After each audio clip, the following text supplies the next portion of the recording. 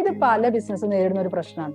Accounting software ഒക്കെ implement ചെയ്തിട്ടുണ്ടാവും, പക്ഷെ ക്യാഷ് സെപ്പറേറ്റ് ആയിട്ട് എക്സെൽ ചെയ്യും, അതുപോലെ PDC സെപ്പറേറ്റ് ആയിട്ട് എക്സെൽ ചെയ്യും. ഇതൊക്കെ എന്താന്ന് വെച്ചാൽ ഈ സോഫ്റ്റ്വെയറിൽ ഓരോ അക്കൗണ്ടും എങ്ങനെയാണ് മാനേജ് ചെയ്യാന്ന് അറിയാത്തതുകൊണ്ടാണ്. മാത്രമല്ല അത് അത്ര യൂസർ ഫ്രണ്ട്ലി ആവില്ല. ഇതുപോലെ തന്നെയാണ് ഒരു ബിസിനസിന്റെ പല പ്രോസസ്സും. അതായത് HR ഉണ്ടാവും, പ്രൊക്യൂർമെന്റ്, അതുപോലെ CRM, ഫൈനാൻസ്, ഇതൊക്കെ സെപ്പറേറ്റ് സോഫ്റ്റ്വെയർ ആയിട്ട് ചെയ്യും. അപ്പോൾ ഇതൊക്കെ ഇന്റിഗ്രേറ്റ് ചെയ്യാൻ പറ്റുന്ന ഒരു സോഫ്റ്റ്വെയർ സൊല്യൂഷനാണ് ERP എന്ന് പറയുന്നത്. ഇപ്പോൾ ഒരു ERP തന്നെ ഇപ്പോൾ ഒരു സ്ഥാപനത്തിൽ നമ്മൾ എടുക്കുമ്പോൾ ആദ്യം ചിന്തിക്കേണ്ട ഒരു കാര്യം എന്താ വെച്ചാൽ ഇത് 1 വർഷത്തിനോ 2 വർഷത്തിനോ അല്ല, ഇതൊരു 10 വർഷം മുന്നേ കണ്ടുകൊണ്ട് വേണം നമ്മൾ എടുക്കാൻ. ഇപ്പൊ നിങ്ങൾ എന്നോട് ചോദിച്ചു ഞങ്ങളുടെ ഓർഗനൈസേഷനിൽ 8 പേരേ ഉള്ളൂ.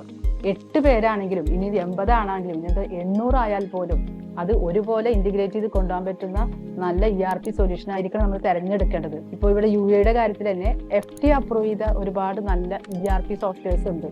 അത് ഇവിടുത്തെ ടാക്സ് സിസ്റ്റം മാനേജ് ചെയ്യാനും ഈ ഓപ്പറേഷൻസ് ഒക്കെ എഫിഷ്യന്റ് ആയി കൊണ്ടുപോകാൻ പറ്റിയ നല്ല സോഫ്റ്റ്വെയർസ് ആണ്. അപ്പോൾ നിങ്ങൾ ഇത് സെലക്ട് ചെയ്യുമ്പോൾ നമ്മുടെ ബിസിനസ് ആക്ടിവിറ്റി എങ്ങനെയാണെന്ന് നോക്കിയിട്ട് വേണം അത് ആപ്റ്റ് ആയിട്ടുള്ള ഒരു ERP തിരഞ്ഞെടുക്കാൻ.